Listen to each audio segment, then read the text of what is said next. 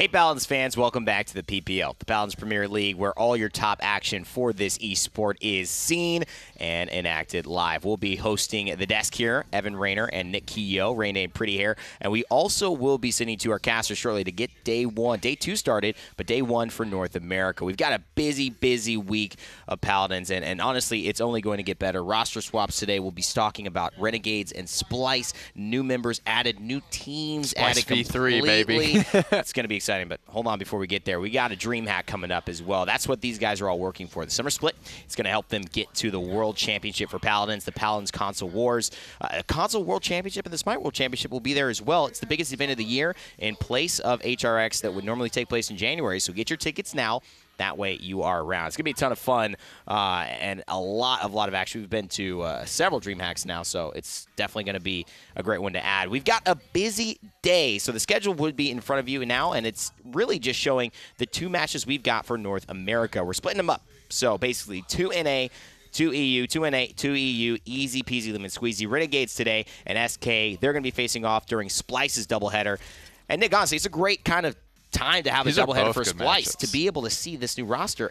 Really, 2 games in a row. And let's be real, if this new Splyce roster is going to get in, it's going to be against one of these two teams. Absolutely. And this whole venture, it's not just the league. It's what leads from the league into the big money split. That's the summer LAN, July 19th to July 22nd. The fall split, TBD. We'll talk about that a little bit more, but here's just the overall summer format. We got PCS on Monday. We got open bracket, 6 phases of that. We got the PGS that's going on every day at 11 before the PPL. Of course, the PPL happens at your lovely time here, 3 p.m. Eastern time, 12 p.m.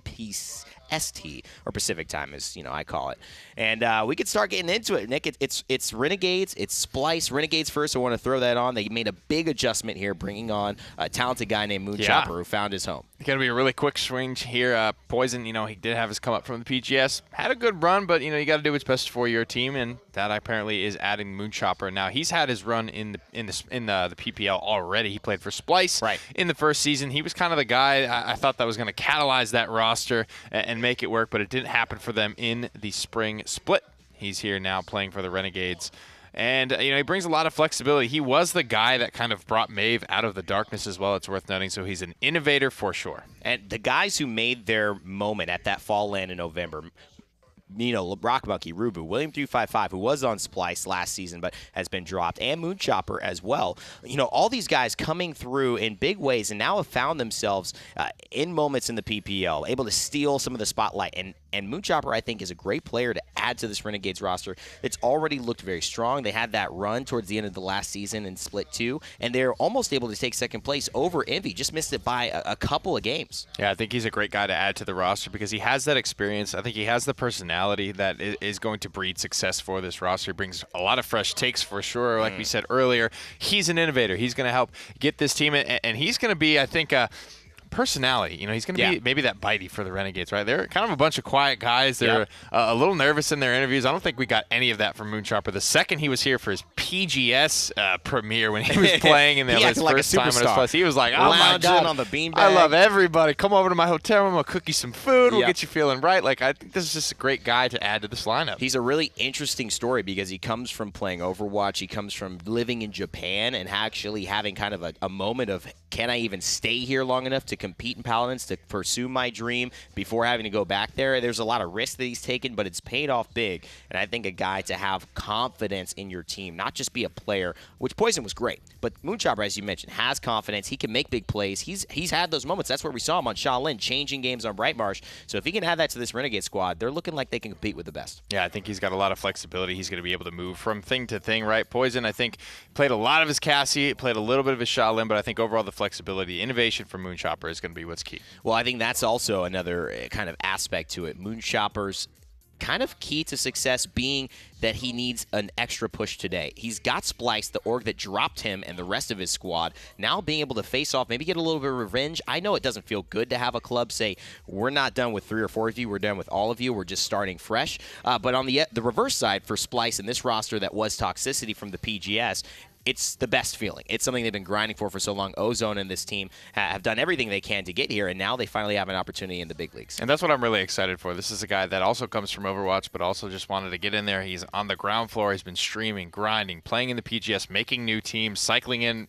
anyone who will play with him, who will play as aggressive as him to get some type of 5 guys around him that are going to get him a W. Well, ClickU's been that big moment. I mean, just moment taker for Renegades, and he often flexes onto the front line or that final backline kind of DPS role. Vayne on the other side for Splyce has been very consistent on that front line. He's sometimes switched over.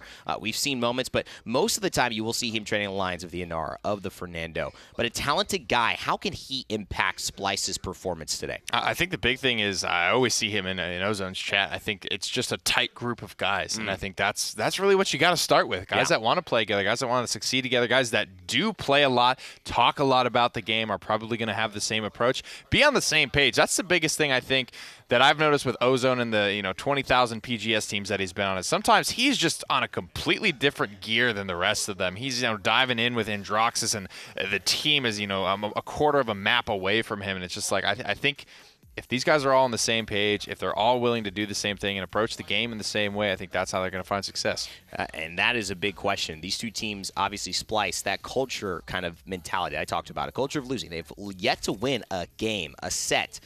They've won games, but yet to win a set in 2 seasons of the PPL. That's 16 games, essentially. And so it's tough. They have to find a win. This could be a big chance not only for this organization, but for this young team who have a lot to prove. Renegades banning out Ascension Peak there and getting ready to start things out on Stone Keep. Renegades will have the first pick of the day as we get underway in the second day of the PPL, but the first day for North America.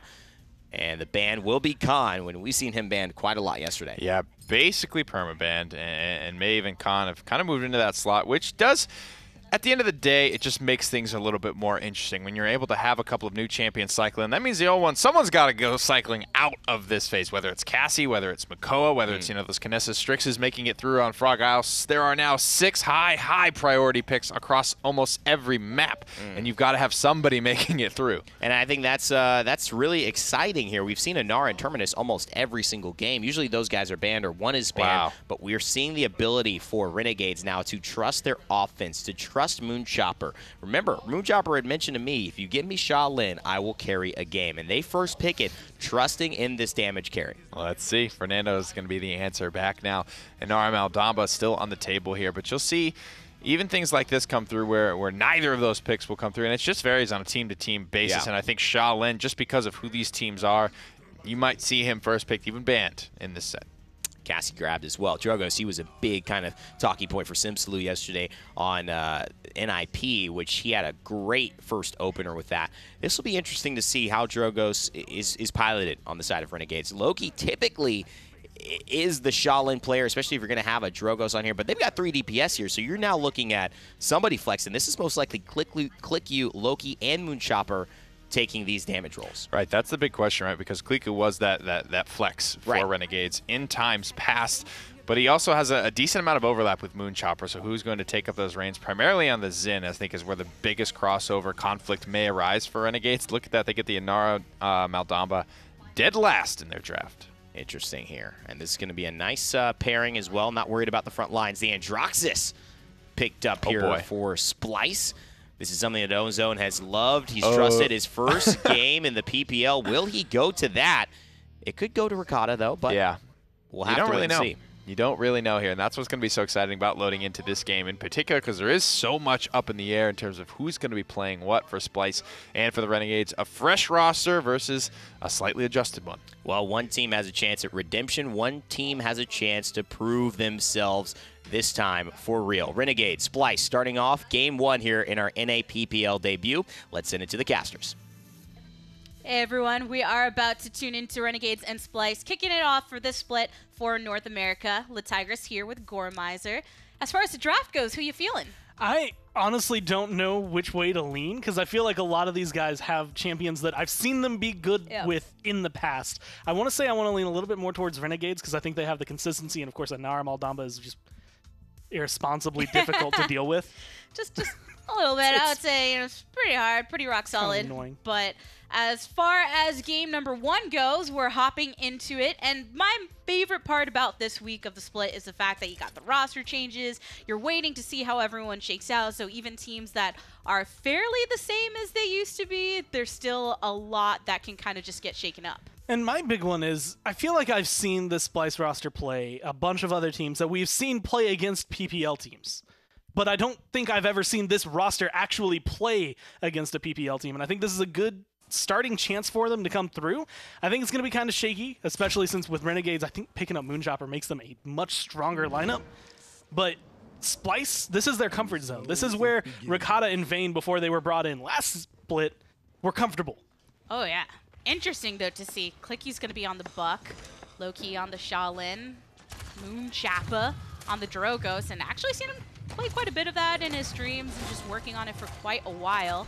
But taking early damage, Click onto the low ground, but gets first blood onto Ozone for Splyce. Definitely get yourself going. A couple of missed shots there from Ozone, but as long as you kind of get rolling, once you get the kill, you get your confidence, that should start connecting. And now you kind of lock down Renegades. They don't have anywhere near as much space to move in, especially with Loki dying there. It doesn't really matter that you lose Ricotta because you just move in and take over the point. Splyce already passing 40% on the objective. Ozone still taking to this high ground. Always a nice angle when you can get somebody up here to just free fire, especially on this Cassie.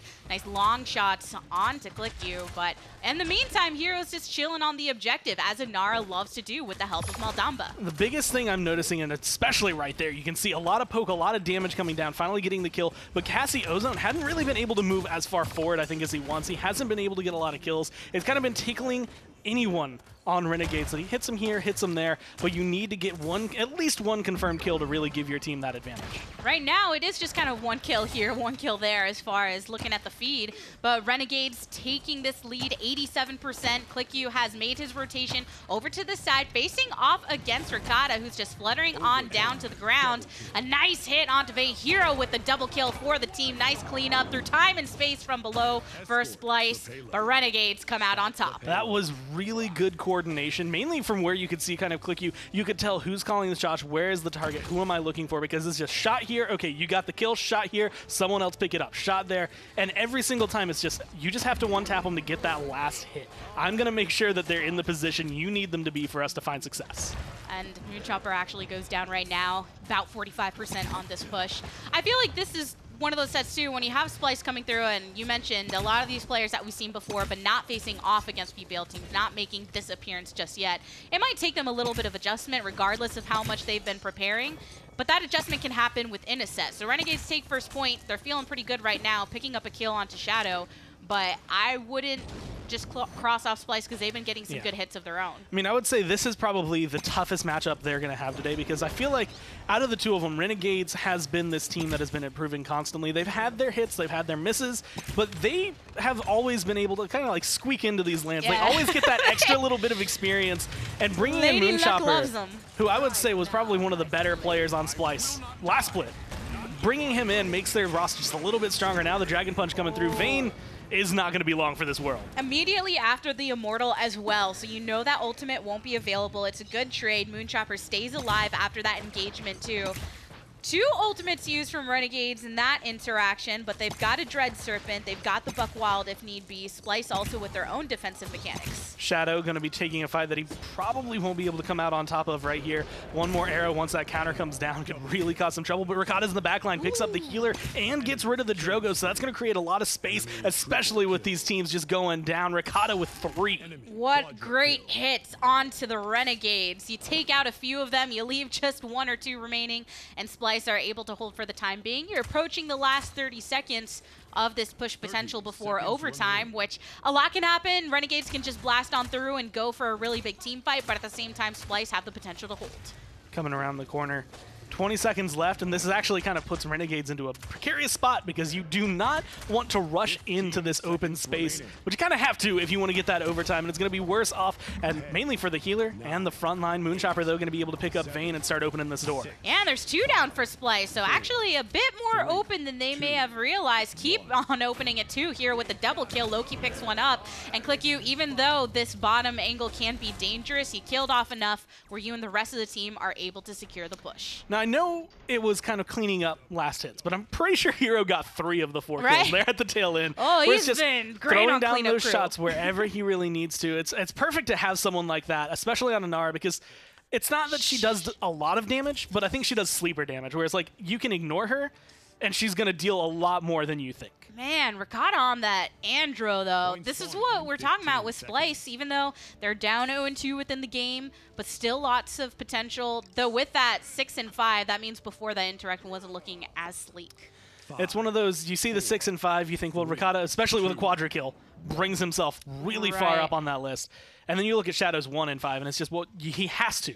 In this kind of scenario, they have 2 flanks, and it seems as though one of them's starting to kind of go the way they want it to, but with the way Cassie has been going, with the way the Zen is going, it's just not exactly the look they want. Look at this lockdown, though, onto Nando. Puts the wall behind him, treacherous ground below. Vayne can't go anywhere. Hero rotates, get another one onto Ozone. Loki's over somewhere else, getting Ricotta, and suddenly Splyce is just a fight that ended before they really got their footing. This looks to me, honestly, especially with the way that first fight went, the way Renegades kind of tripped up, I want to say, at the beginning of the game, and then they recognize, wait, we've played against these guys before, like, we know what we're doing, we know how to beat some of them, and those are the ones that we have to worry about the most. I mean, Ricotta has had this experience, Vayne has had this experience, the rest of them stepping up into the PPL, and you can kind of tell where things are different from the PGS for them. Oh, Dragon Punch.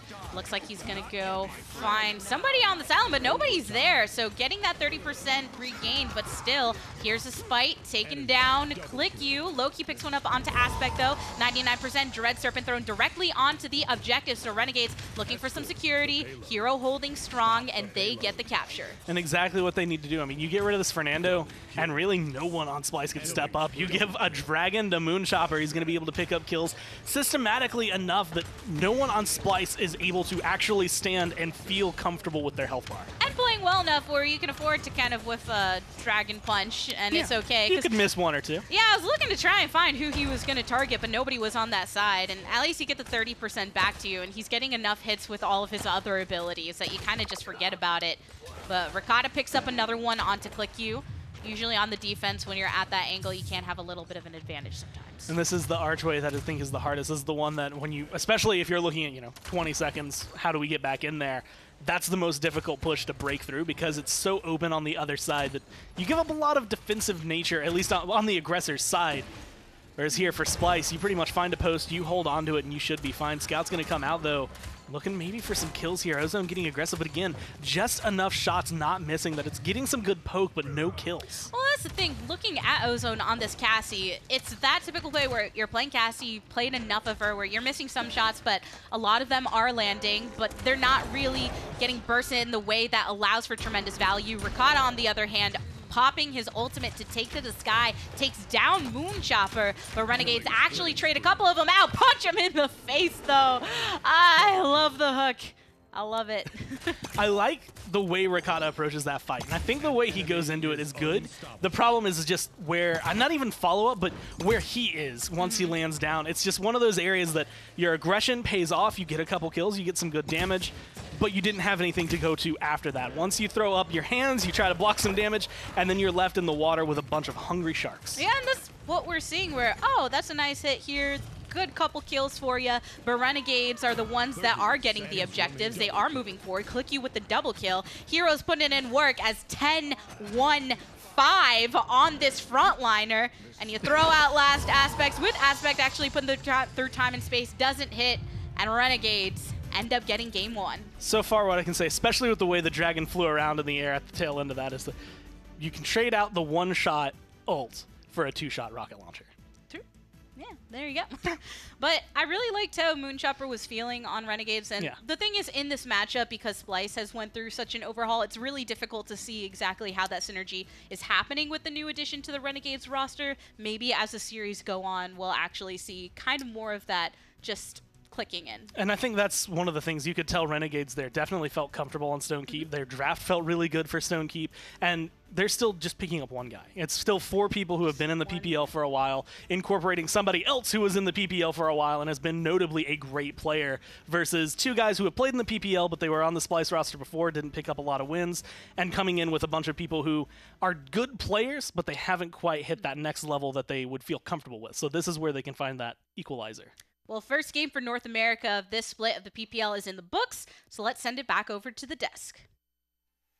Thanks, Gabby Gore. Good job. Renegades, they look pretty dominant in that one. Yeah, I mean, I think, honestly, that's a great draft from Splyce, but I don't think they play it properly. I think they were playing that a little too respectful, to be honest with you. I think with the Genos, there's an opportunity to just spread the map way out. You've got Xin, you've got Andrew, you've got so much mobility, so much flankability, and you've got Ozone to sort of sit midfield and go and follow and help whoever has an opportunity.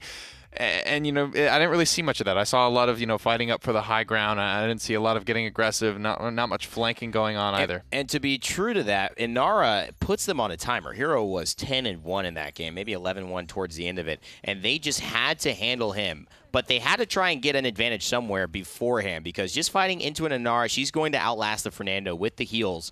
And I think this was a big problem. They didn't execute either fast enough, or they didn't spread the field out enough, Nick. And you could see Hero just still on point. He had a little spray onto Ozone after he finished him off as well. He was absolutely on his BS today. I think they did a good job ignoring her in the first round, to be honest. And what I mean by all this is kind of like, I think if you give this Splyce roster this draft in like a ranked game or something, I think they would play it properly. I think they can play it properly. Maybe it's just that first PPL game jitter. Maybe it's something like that. I personally didn't like their draft as much as maybe you did. I thought that it is kind of hard when you have a deletion of the front line in Drogos, and you don't have that counter on the side of Splyce. They didn't really have a way to get rid of the front line, both going triple DPS as fast or as reliably as I think Moonchopper could on the Drogos. He was 6-3. Andrew's in there, so he's not really getting countered out. But let's not take anything away. Loki played really well. He was, I think, 9-2 in that game. And Ricotta, how do you feel about his play? It felt like he was maybe getting aggressive because no one else was. He was 9-9, which means he's getting kills, but he's also dying a lot. He was the guy that was not afraid to go in, and I don't think he dies as much if his team is there with him, supporting him, being on that same page. It's kind of the same thing I go back and talk about. It looked like Ozone playing Androxus, right? I think there is something there. I think if everyone's doing it at the same time, and sometimes it's hard to commit, but hey, if it doesn't work out, it doesn't work out. At least you execute it properly. And it's nice if you can really make Andrew work. I mean, a lot of people have gone to him. He's not going to get banned. He's usually not going to get picked. You would have free access to him. It's almost like a Leon, where it's a rare case where she's banned or first picked in your top 3 slots. So you have an option to her. Oh, boy. Kinessa banned, Strix banned. All the front lines are available. They're going to give the Makoa to Splyce. And Renegades, knowing that, going to answer with their next 2. I'd expect a DPS, and now it will be a Khan alongside it. Khan Cassie comes through for the guys. A lot of differences coming through in this draft, and I think this will test Splyce. I think in this type of scenario, Renegades probably have the upper hand just because they've seen more drafts. They've progressed through this. They have a lot more experience on their side. The Drogos here, it's a great pick. It's going to lean in their favor, but they've already got the Cassie, and it's an early Drogos for sure. Renegades in the second spot, actually having a little bit of a advantage there because, you know, they don't have to tell their draft yet. Splyce say we want it or we give it up, and if we take it now, they have a chance to go and counter us, and that's what they do. They grab the buck again, which Click You ran last game, to some very good success. I wonder, without 3 DPS, though, will he have that same success? Will he be able to make that type of space? Will he even be on it, actually, at this point? Terminus will come through. That's a good question as well. I think Ozone will probably stick on the Cassie. That's a very rhythmic champion. You want to just get in the rhythm of hitting those in-hands. Buck's a lot of decisions to be made. I don't think it's very hard to hit his shots. It's hit scan, it's pure, and it's really all about when you attack and how. Well, Splyce here on the Moldamba Terminus, the last couple of picks. You can expect an interesting kind of selection here. coming through for the last one. It's no Genos, it's a Saris. So that's going to be a nice heal paired with the Moldamba. Renegades having a lot of options. As we mentioned, the Cassie, they've got the Khan to play with. ClickQ played Buck last time, but will he flex onto the Khan this time around? Where will Moonchopper be? All these questions to be answered soon. But Nick, who you got in this draft heading into it? I like the Renegades draft here. Yeah, I like it too. Let's see what happens in game 2. Send it to the casters. Let's hop to it. Game number 2, everybody. Renegades performed very well in game number 1. Splyce seems like they need to figure some things out with how they approach the game. It seems really weird to see like Makoa, Terminus, Moldamba on one side and think that team might actually not win. It's definitely kind of up in the air. Splyce, I like the way they drafted it, but again, I think this one comes down to mechanical player versus player. And even we were talking about Ozone on the Cassie in game number 1, Cassie being on the opposite end this time, but just the shots and the way that things were connecting, not fully all the time, but even when they were, yeah, you get the damage, but there just wasn't really the team mindset of what to do with those moments. Yeah. So here on Frog Isle, I think that's what they need to figure out. What is your game plan? Well, I can say switching over, and I actually am surprised. I was going to say maybe onto Leon, but it's going to be onto the Makoa, so that is not anywhere near the same pace as a Cassie. But you do at least get one thing. Ricotta on Leon is a really good way to deal with Saris's healing, especially if she goes Void Abides, because then everyone groups up. Hey, they're all on one screen. You hit 2 buttons, and all of their healing goes down. That's going to be something that Renegades, I think, have to play around. But with the way things have been going, they might not be that worried about it. But here we actually getting started. Renegades look like they're being a little timid in their approach right now, which I kind of like, just waiting for their moment to kind of see where Splyce is actually positioning themselves. Shadow vulnerable in the sky, but lands some shots right above over by ClickQ. Nice shots coming through. And a lot to kind of poke them out, but again, nothing that's made a big difference. Vayne, on the other hand, is incredibly low, kind of being locked down and kept to the side. Ozone, a similar fate. Hero going to be the first one to go down, though, as Ozone gets aggressive. Might pay for it with his life, but it's still going to be worthwhile. So close, but in the end goes down. Ricotta picked one up onto Moonchopper. So it's 2 down for Renegades, 1 on Splyce. A little bit of a delay, but there's enough members from both teams around this objective where there's not any major movement just yet percentage-wise. Vayne getting a little bit of payback onto ClickQ. So 42% for Splyce. And I love the aggression here and the way that Ricotta's kind of playing his angles, the way things have been going. Him and Vayne move up, just try to get a little bit of poke here and there, keep Renegades locked down, or at least keep them from healing up too much. Renegades have a very heal-heavy composition, and when they can't get any of that off, it's easy to pick off Hero. It's easy to pick off anybody, and since he has to run to the point, Hero's going to be the first one again to die. Ooh, overtime trickling. Vayne is actually doing a great job of collapsing on the opposite side of this Makoa, who ended up going down, but Aspect and Shadow both picking up kills. Another one for Aspect as well. So Splyce are going to go ahead and take this first point. This is one of those moments that I feel like Renegades, the later this game goes, the better it gets for them, which is kind of counter to what I would normally put Buck under. But with the way things are going, Khan kind of helping boost it up, them getting into the rhythm, the shots coming through, they will be better equipped with items to deal with what Splyce has. But just pure roster-wise, right now Splyce in their lineup has a lot to shut down Renegades. It seems like they're just falling into their groove a little bit more. I like the movement we're seeing from Shadow and not staying up too vulnerable for too long, because you have people like Loki that can just clip him right out of the sky. And also the rotation from Makoa right now, Ozone, I really liked how he was zoning off a couple members in Renegades, but Renegades are holding on this defense. A good couple kills going to be able to get them a big push back against Splyce. Vayne might even fall trying to retreat, power siphon up, and it's actually going to be enough to at least get him around this corner, get him a lot of healing. Moldamba stayed alive as well. So they're the only 2 now left with streaks. 1.5 minutes left with plenty of time on Frog Isle to get back to the payload. But Renegades have showed that it's not just going to be constant retreating. They can push back. And Vayne's very comfortable on these frontliners. We've seen in the past, just was kind of waiting for things to click previously, and who knows, maybe these pickups for Splyce, they've been going and trying again and again to find what works for them roster-wise. Maybe it'll come together, but here's Ozone with the Ancient Rage, swinging away at ClickQ, and ClickQ's fairly low, getting some shots right to the head from Shadow. A missed hook, but nonetheless, 3 members of Renegades fall, and Splyce is feeling good. Thing that works against Fernando works perfectly against a Khan. Right over the shield. Right on top of your head. Rockets, your armor, even though you have a nice helmet, I can promise you those rockets still hurt.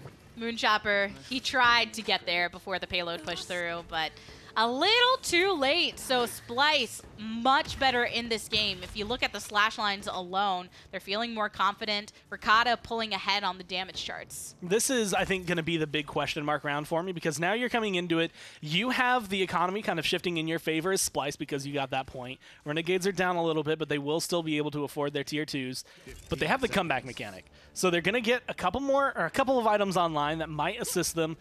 You still have, just in terms of talents, the best way to shut down pretty much everybody on the other side, but you can't give them any kind of presence. Hero has to be a big target. Just the minute he steps onto that point, the minute he shows his face, you have to start melting him to make sure they don't let Inara stand on this point.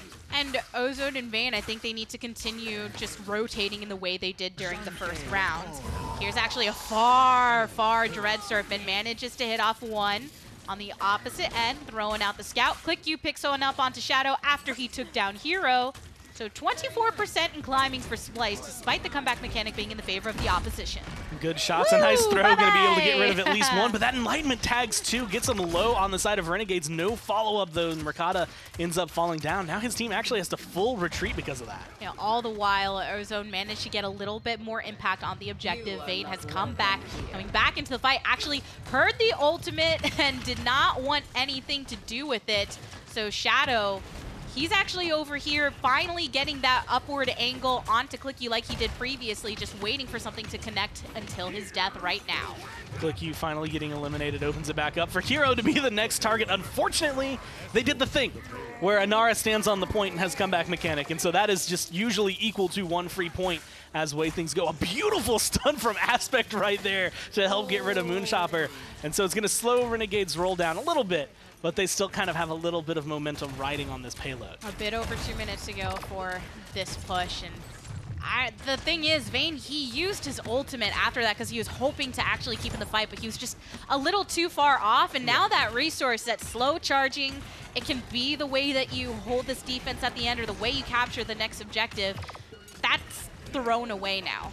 I don't know if that convergence was meant to pick up kills, even though like it didn't necessarily find anything big, but the big thing it did do was actually pull Vayne away from the fight. It's just gaining ground. Even if that wasn't the full intention of this ult, it gets a lot for Renegades, at least in terms of control. Now this payload is going to be able to come around this last corner a little bit uncontested, but they are going to have to deal with Splyce, the respawns, and the regrouping. And ClickU along with Moonchopper rotating on the side by the water while you have someone like Hero just sitting on the objective. Block all of the spawn openings, and Splyce eventually get members out. Vayne, he's right here in front of the objective, but he goes down. You know he doesn't have his ultimate available, so you can follow up on the rest of the team. Take out Shadow, and Moonchopper actually gets hooked in and taken down. Good shots coming down. Loki having to reload right there, but this could be the way to turn it around. Damage immunity. Ricotta going to be able to turn that on its head, get rid of Loki, but Hero's still sitting here, still pushing as hard as he can. Has to fall back. 55 seconds, and that payload has almost been fully converted. Yeah, we ain't even in overtime yet, and people are pulling out ultimates and stuff as if we are. So they've got plenty of time to make something happen. And Splyce, because they're on the defense, when they do die, they can come back just a bit quicker. And when you have moments like that where you kill off 3 members of Renegades, they are forced to take a moment to regroup. And this is why, honestly, it's okay. As long as you're Splyce, let this round ride out a little longer, as long as you can. You do not want to go 2-2, but you also just want to give Vayne that time to charge back that ult. That is going to help immensely. It's at 68%, so as long as he can pick up kills, get some hits, it's going to cause a lot of trouble. Renegades, on the other hand, might put themselves away from one map point for Splyce to be able to take it and tie up a set. And the way that Splyce is approaching this defense right now, where they didn't just charge right out the gate as soon as they had collected themselves once more, they waited for those picks. They found Moonchopper, Ricotta getting another one as well as Aspect. So even with ClickU picking up that onto Ozone, it's just a little too late. And here we go. And that was a really gorgeous separation, I think, towards the end as well. You could see Renegades were trying their best. ClickU specifically, just get back onto the payload, get overtime, do whatever you can. But because of the way Splyce played it, they really split them in half. It's like you have 2 members over here, 3 members over here. You cannot fight as a unit. And that really just cuts them down and cuts them in half the way things go. Renegade's not able to do anything. Viral still 1-0-8 though. So his healing might not be exactly where he wants it to, mainly because of death and taxes on the other side, but at least his control and his consistency as a support is still there. So, yeah, I think on the side of Renegades, they still, with comeback mechanic, they have all of these ultimates available. Yeah. They can have a game-changing moment and then push it through to try and tie it if they manage to get a push to completion as well. But Splyce, a couple ults short, and it'll take some time for those to charge up, but still, their conservativeness has actually kind of worked for them in this moment. Shadow, using his Dragon Punch, finds Hero, the biggest unit, throws a Dread Serpent all the way into the back line, and now trying to target the Cassie. He's starting a lot of pressure, making sure the Moonchopper, even though he didn't get the full connects, they have to fall back. They can't jump in and get in your face. A nice spit going to come around. Again, just spread the damage throughout, stand on the point, 51%, and as long as they hold on to this, they should be able to convert it. But Renegades, again, comeback mechanic and a couple of kills is really all they need. And just getting Ozone right there was huge, and now Loki popping off at the seams, taking a triple kill for his name. And Renegades, with this comeback mechanic, it should be a breeze for them to match at least that 66% and pass it. It's one of those moments you can shut down my healing, says Saris, but you can't stop convergence all of the time. It's going to come through eventually, and you're not going to be able to block it. This was one of those times, triple kill for Loki, and that's literally all they need. Then you just plant one person, comeback mechanic gets you that point back, and this is exactly the way Renegades have to play this. It's so difficult to break into this. I mean, you see when Hero walks forward alone, he just gets erased. Right there, there is literally no health bar for this Inara. She is not as tanky when her healing gets cut off. And, you know, looking at the way that capture just happened, it's the second time where Splyce panic ulted and didn't get what they wanted, so you're losing that value for later. During the previous round, it was coming back with a reanimate and being pulled away from the objective, not able to actually stand on it. This time around, you heard the Ancient Rage pop off, but Ozone couldn't make it to the capture. Renegade still captured, and that's why he's only at 38% right now. And that one, again, I think comes through when you are in this position. I mean, this is a team that they would win constantly in the PGS. Also, real big shout-outs to Shellspin being able to get back on there, or just a bad throw, I want to say, from ClickU, yeah, not a little getting too rid aimed of up. Ozone.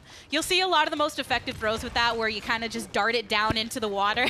Yeah, pop, pop, pop, as opposed to, you know, the lob that you do to young children so they don't get afraid of the ball.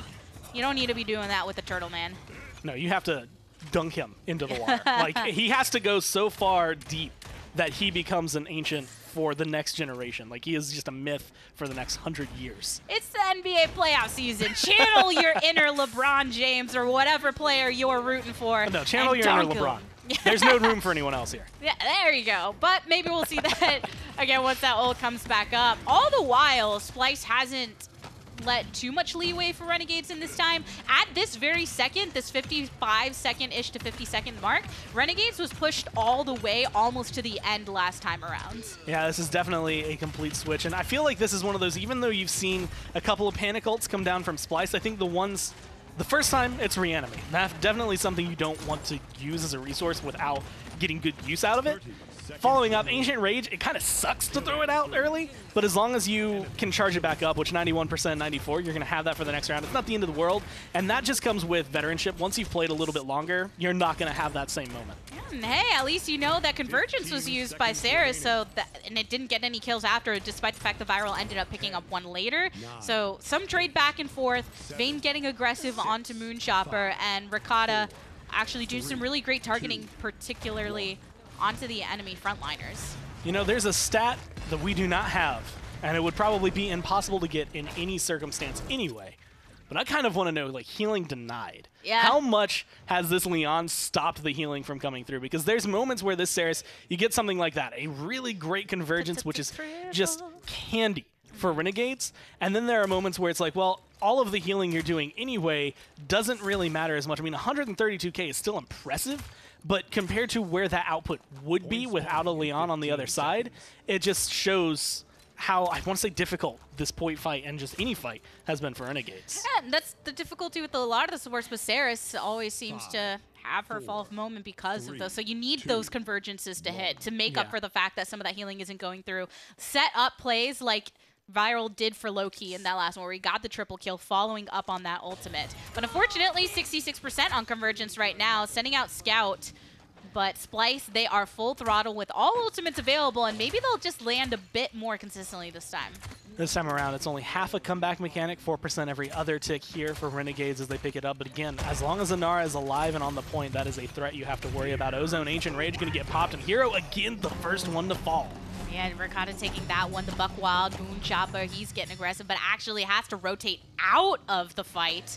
So all the while, Splyce is back on the objective, Shadow kept alive, and sending the fire from afar.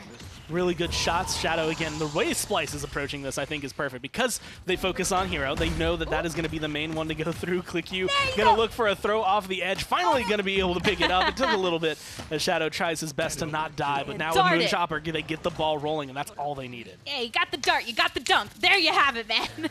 Learning from the past. And Splyce, 2 members short. Shadow has responded to be able to get to the fight in enough time because of only the half comeback mechanic. Another scout, as that got charged up really quickly, to take down Bane. Loki on the side, Seismic Crash coming through, going to be able to help potentially get rid of Ozone, but the healing is good, and Shadow and Ricotta are picking up kills left and right, pushing back Renegades and stopping them from finding anything. And here is where Reanimate worked out for him. Bane came back into the fight, able to lead the fight with the rest of his team, take up some of that damage, and Splyce get the victory in game number 2 to tie up the set. And that was the kind of performance I wanted to see out of these guys. This is one of the teams, like, I was excited to watch them come into this because they, again, have played together for a long time. That first game looked like that, you know, first PPL game jitters. You got to shake it out, take a 4-0 wherever you can, and then find anything else for the rest of the set. Yeah, it seemed like percentage as far as Splyce and how they were feeling with everything wasn't quite to 100 in game number 1. Came together a bit more in game number 2. But now it's basically becoming a best of 3, so let's send it over to the desk. Hey, it's exciting Paladins, North America. We haven't seen that in a bit, especially with these teams in particular. Splyce taking a game off of it, not yet a set, but still on the way there. Yeah, this was a decent set in the summer split, or the spring split, for a couple of different reasons, though. I mean, it was like the reverse sweep for the Renegades, but a lot of things going awkwardly, I think, especially around that con ult. And I get it, it's hard to counterplay, but I'm trying to think of like how I would do it exactly, and I think it has to start actually with Shadow, because there is a lot of moments where Khan is very vulnerable when he's kind of doing his stuff, right? Easy couple of taps from Fusillade there. And I'm wondering, and curious to get your thoughts on this, do they try and force this ultimate not so near the water? I think the only way you have a chance of counterplaying it is this Drogos landing a couple, or maybe, you know, that very last overpower that we saw.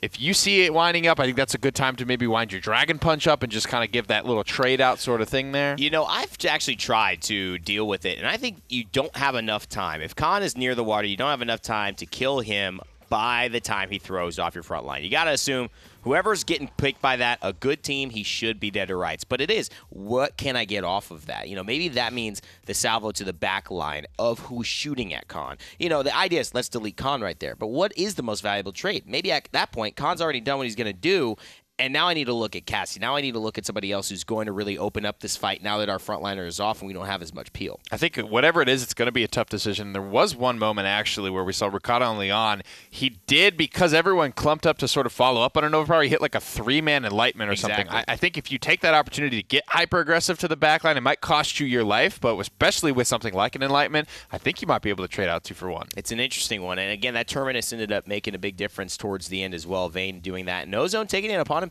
to play the Makoa. I thought that was a good choice. It was not necessarily in his let's play this because this is my favorite and this is how I dominate games in Paladins, but hey, I know how to play Makoa. Makoa's great. We got to take him here. I'll do it. And Shadow looks comfortable on Drogos as a result. Vayne plays the Terminus, which is a little bit harder of a champion to maneuver. You need more time on him. So overall, Splyce makes some good roster adjustments, and I think this is a win that's well-deserved. Yeah, and as we head to the map screen to see where the rest of this set will unfold, I definitely want to give some credit to the support players, specifically Aspect. I thought was phenomenal. You know, he throws in a good couple of damage shots there in the first round, some key stuns to lock down the buck for himself, as well as the way he was using Dread Serpent just to get a fight started or cover a Dragon Punch, guaranteeing that Shadow was going to be able to get that off. I don't think I've seen as many Dragon Punches successfully get off in that Drogos live as I did in that Frog Isle game. He did look clean. He looked clean on that one. Good stuff from Splyce. They take the win, the first win from this brand new roster that's now in the PPL. So exciting for them. And Renegades, now they have a chance to kind of rebut. They'll ban the con this time around instead of trying to play it. And the Drogos as well. So Drogos and Khan and Maeve have really opened up the Inaras, the Terminuses, the Cassies, and the Shaolins to be played. So in many ways, this meta has already shifted on itself. And that's what's so cool. It just takes a couple of champions here and there, just a couple little things to get everything completely thrown up into the air. Makoa has made it through more picks and bans phases in this split already than I would wager probably the entirety of the spring split. Or maybe in the entirety of EU. I'm not sure anyone will ever let him go. But somehow Theo played the most in those lands that we saw. I love giving it to Fnatic. It didn't end up working out at the very end, but did work out for most of the time. Shaolin and Cassie grabbed by Splyce. That's a dangerous duo. Renegades have Buck, and Moonchopper did look good on the Buck. He got started slowly, I think, but he looked fine on it. Yeah, Buck's a tough one to do in double DPS compositions. I think Buck does well when you're making a bunch of space for somebody else to come in. It's hard and just, especially against another double DPS composition when it is more a little bit backline heavy. It's a little more worth sitting back. If you come to us, you're just going to get obliterated. Buck is definitely not easy to pull off into 2 tank, 2 DPS comps. And they're going into him early, and there's no Drogos on the board, so maybe that's something they're considering. Just knowing that also Bright Marsh, a smaller map, Buck can get in, get out, get safe, and get around corners a lot easier than that. The Grover, something we saw actually Viral used to great success in this map. Efflorescence, that talent that he chose. They use that quite a lot, actually. There was, man, that one set, the one we were talking about, I think it was the Splyce Renegade set from the spring split. I think they ran it close to every single game, and Pip will come through here for Splyce. This is another, frankly, something I think either Shadow or Ozone played a decent amount of Pip back in the day. Well, Cassie, Shaolin, another essentially triple DPS composition from Splyce. Renegades going with the duo front lines. Let's see what happens in Game 3. It's a best of 3. Let's get it underway. Tied up series, everybody. Renegades not quite performing in the way they did in game number 1. Yeah, it was kind of a big flip on its head. It's like a clean 4-0. It looks, okay, well, this is looking like it's going to be a 3-0 for Renegades, and then Splyce fights back. And I think this is another draft that kind of lends itself to Splyce just a little bit. And I liked during the last game what we were seeing from Vayne and Ozone in particular on those frontliners. Yeah. And I want to see what everyone is taking here in game number 3. Because Splyce, if you compare their first performance to their second, where second everything seemed to fall in place, still a couple of moments that were questionable, but then it's okay, if you switch things up a little bit, are you going to go back to how you were in the first game where you're a bit too timid and not able to get aggressive, or still have that confidence? You know, a lot of what we've seen, and Virtus Pro is the team that comes to mind, where we see a team that when they first came in, they didn't have their identity. It didn't feel like they knew what they were doing. I kind of feel like that worked the way Vayne and Ricotta, when they were picked up, it was kind of, well, where do you fit in Splyce? Now it's them on the team they were on initially, them with everyone else. So I think this is a bigger portion of where they can come from, being able to say, look, we already know what we like to play, what we're good at, what we can use. We just have to figure out how to play it against these other teams. We've got ClickU back on the Makoa. He had that wonderful fidget spinner moment on Splitstone Quarry during the last split. Not really the potential for that on Bright Marsh, but hey, still some good play. Front of that half shell. Nice shots into Vayne, forces him completely off of the objective. So far, that's 2 games in a row where Inara goes in to do what you would expect out of an Inara, go stand on the point, and just not able to walk out of it with a health bar. That is really good. The fact that he walked away alive, I think, is definitely going to be a testament to Splyce and being able to come back into this fight, though. 39-12, not really a big swing for either team just yet. Because just like that, you see Inara throwing up the wall to actually blockade one of the entrance waves, and everyone, the way that Renegades is actually just starting to cluster on the side, leaving a bit of an opening for Ricotta to get some nice shots. Shadow gets a kill onto ClickU. Nice grace out of the way from Loki, but popped in the face. Viral, I think, is going to be maybe the key difference here for Renegades versus the last game. Going to have a lot more damage overall than you'll see out of Aceris, and so far he's been doing a lot with these kills, at least being able to help set it up or finalize those hits.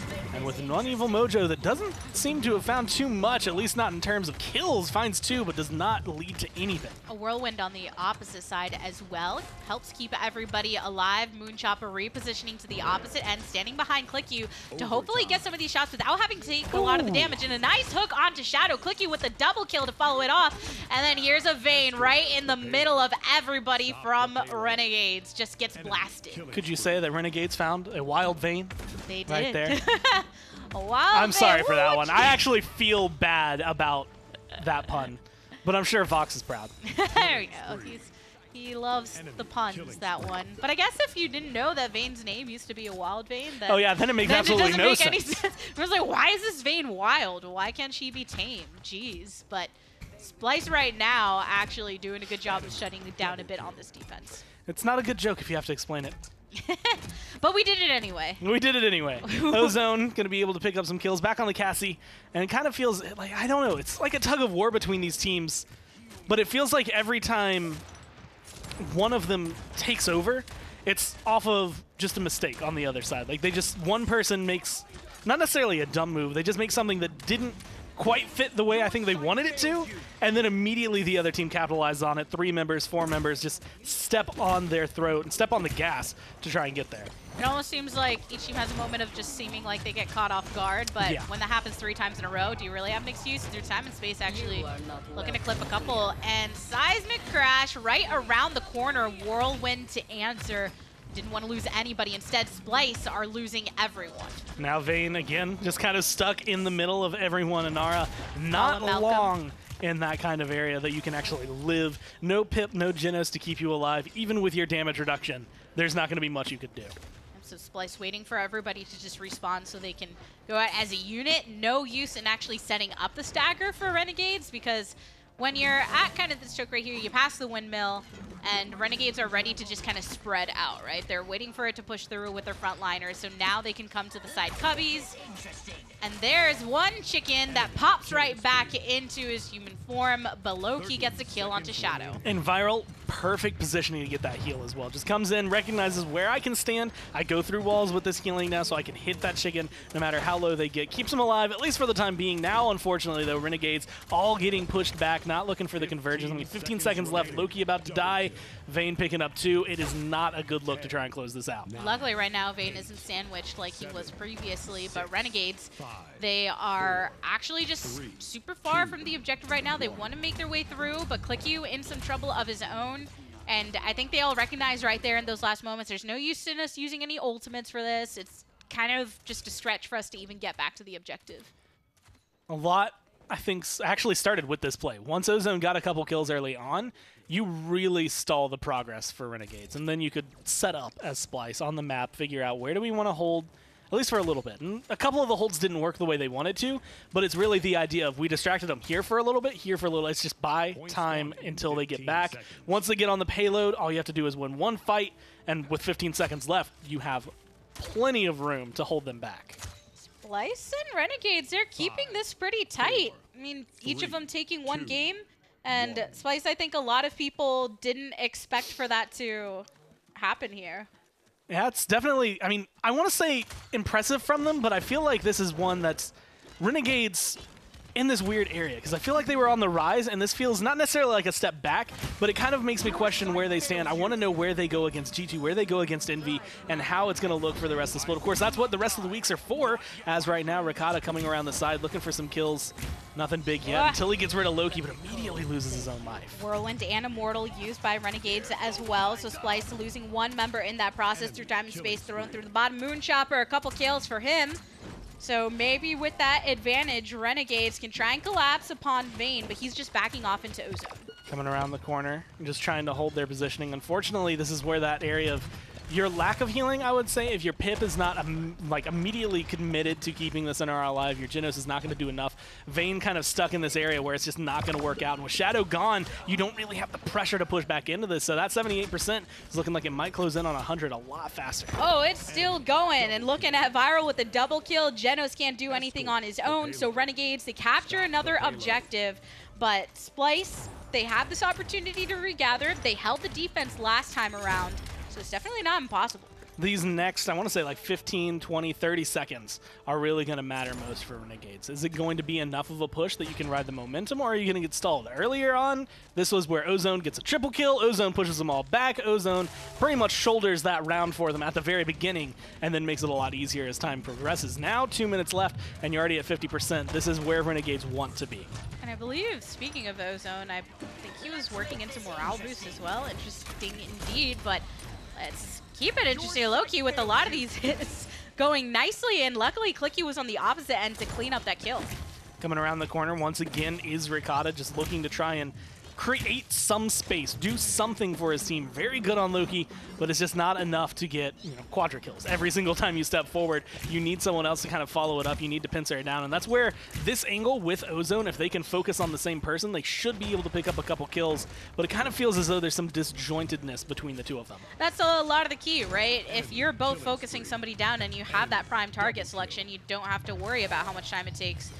Hit a few of your shots in conjunction, it's fine. But instead, they're the ones getting blasted. Hero killing both of them off with those last hits. Now Vayne goes down as well. So you lose your damage, and that just completely slows things down. And just long-range axes accompanying a Leon, accompanying a Makoa, accompanying a Buck, accompanying Fernando. Just all of the damage Renegades have stacked up really leads them to that. Once they get the ball rolling, it will not stop. It snowballs literally with the way they want things to go, and this payload's almost all the way in. One Buck Wild might be enough. Vayne is going down. Luckily, it is enough. So this push, in conjunction with the rest of the team, the fact that you had Leon in that side cubby just shooting from the window, so it was kind of just both of those angles completely taken. With the way things are going, this is something I'd actually said I wanted to say offhandedly. I had mentioned that I would have preferred to see a Grover over a Saris on that Frog Isle map, just because I feel like, again, when you play against the Leon, in this case you're playing with the Leon, so you don't have as much to worry about, you at least get that damage output. Right now his healing's at 152, which is skyrocketing above both the supports on the side of Splyce, but I'm assuming that Viral's damage is up there as well. I mean, he's on a 22 streak, he's got the morale boost as well, and with the way things have been going, he is comfortable. I want to say. He's got Whirlwind up more often than not. He's not dying a lot. He's getting a ton of healing. He is doing his job perfectly. Well, look out, Splyce. They're up in damage. They're surpassing nearly everyone else. But Renegade still with that objective focus. And these chickens aren't getting roasted after they actually get that initial grilling. So Viral picks one up onto Ricotta. And so, yeah, you're throwing more damage out, cool, but we're getting the hits that matter. Viral, Loki with a double kill, and it just doesn't stop. And it goes to something we saw yesterday as a triple kill comes out looking for the quad. They're going to be able to find that one as well with those final little hits. No one's around for a Penta. Unfortunately for Loki, I think he could have kept the ball rolling had he had that moment. But it's the same thing we saw yesterday in some of those games where it was just, you have the poke, you need the kills. That's going to be the difference. Renegades are finding kills even though they're not getting as much damage. Splyce, you're spreading it. The love is everywhere, but it's not actually locking anyone down. See, there you go. Oh, one hook and one hit, and that's all I needed to kill you off. 96% Renegades are looking very strong in what seems to be potentially... Come on. Oh, yeah. No, oh, yeah, you judged him a little bit right there. That was like 4 shots. Splyce losing so many right there in the end, and Renegades coming together for a victory in game number 3. Admittedly, even though he missed a couple shots there, he did exactly what he needed to do. Hey, look, we killed off Genos. I almost killed off the Pip. I kept him locked down, and that's really all they needed, just a little bit of space. Yeah, and I think that Renegades just were doing more with the moments that they had as opposed to Splyce, where, yes, they were topping off on the damage, they were getting a lot of poke, but where's the finish off? When you have those evil mojos that were hitting 1 or 2 chickens, or making them chickens rather, where was that actual cleanup? But we're going to go send it back over to the desk to break it down. Thanks, Gabby and Gore. It's Renegades taking a lead here, 2-1 now in their set versus Splyce in this NA PPL opener. I think this is a good showcase of where both these two teams stand. Renegades are clinical in executing their drafts. They're very, very good. They're not making mistakes. And I think Splyce are going for some rather high execution stuff and just not executing it all the time. And it brings to me the Pip here in this game, going back to the Androxus in the first game and Stonekeep, just stuff that's going to take you playing perfectly almost to make work, and they're not quite there. Especially when you look at the Renegades draft. Splyce had a bunch of good picks, sure, but they didn't flow together as well as the Renegades. And when you see choices like Half Shell, it's clearly a team composition choice. Yeah. Kliku's not super into that, I'm sure, right? It's just about keeping that steamroll moving forward. Anytime you've got this Grover tripling the next closest healing number on that chart, it's clearly working out well for them. I mean, just some incredible plays across the board from Viral. And, it really makes me appreciate Grover because he's not a champion we see all the time, and we only really see his efflorescent style now. It's a really good talent for him. But just the impact of a cripple, it often goes unnoticed. It can shut down a Cassie. It can even shut shut down Inara if she doesn't move slow enough already. I think that cripple is almost securing Death, securing she can't get behind that cover. It's a great pick, and it seems to work for them, so keep on doing it. Yeah, I mean, absolutely, especially on a map like that when you get a lot of line-of-sight breaking shields, things that are going to let that cauterize fall off you as well. They operated so well as a unit, simply too well for Splyce to handle, cut and dry. Yeah, and the range, the chunking, that's another big – we don't talk about it, but, Makoa, one of the reasons he's so good is his weapon. It's 650 a chunk. Grover at that range can do that to a Cassie, can poke someone out to where I can't play now, and that's just my support adding some extra damage, still doing his thing. Getting into it, though, Game 4 is do or die now for Splyce. They've got to get a win, and I think they have it in them. I think this could go best of 5, but that one was a little bit too rough for them to come back from. Splitstone Corey. That'll be the map. Always some interesting games here. Definitely changes up the pace here. I think Ozone and the rest of the Splyce guys are very good, mechanically good players. So if they can get that 3 DPS composition again, spread the map out, and make it obviously a more skirmishy type of game, I think that's where they stand a better chance. Because as we just saw on Bright Marsh, they're clearly not going to beat Renegades in a 5-on-5 team fight. And how about this kind of shadow coming in? The Drogos looked good. They got their win on that. Yeah. But what does he have to do to really make a difference in this team? I think there was room for that Frog Eye, or for that Pip to be a Xin. I think especially with Genos and especially with the flexibility of Ozone and Cassie, being able to have Shadow step in and play Cassie as well. I think there was, spilt milk and all that, but there is other ways, I think, for Splyce to go, and that's going to be what these first couple of weeks are about, figuring out what works best for these 5 guys. Maeve, for the first time, will make it through a draft. And you know what? The Bomb King banned a lot. A lot. And, part of the reason is he's so good at cubby control here, which is where most of these fights take place. On the right side as well, near the grinder, he just goes in that hallway and, come at me. I dare you. He just, with Royal Subjects, is almost impossible. And we've even seen a lot of demolition here, at least from Envy, showcasing that talent and the impact of that on a point fight such as this. It'll be the Inara and the Genos taken for Splyce as the Cassie Buck are rounded out. And, I like Moonchopper's Buck. I think he's used good ultimate management. I think he's played well on it. Yep. So we're going to see relatively the same bans here. Always the Khan, the Shaolin, such a hot topic in this set in particular. The Maldama goes away from it. And a little bit of Barrack. Barrack's this has got to be his most popular map. I don't know if I want to say his best because I don't feel qualified to make that statement. Yeah, but exactly. I definitely see him here. You need to put a little bit more time in on Barrack for that one. But I think he does do well. And what we saw, he went into that right side near the lava, underneath the second level, and he just sat there staring at the point. He put his turrets there. It's a very hard room to go in to during mid-fight if he's holding it by himself. And you see the Zen and the Strix coming through. The sniper pressure will be here. Kinessa is open, so Renegades have the kind of tough question. Do we double tank or do we triple DPS with the sniper to contest the Strix?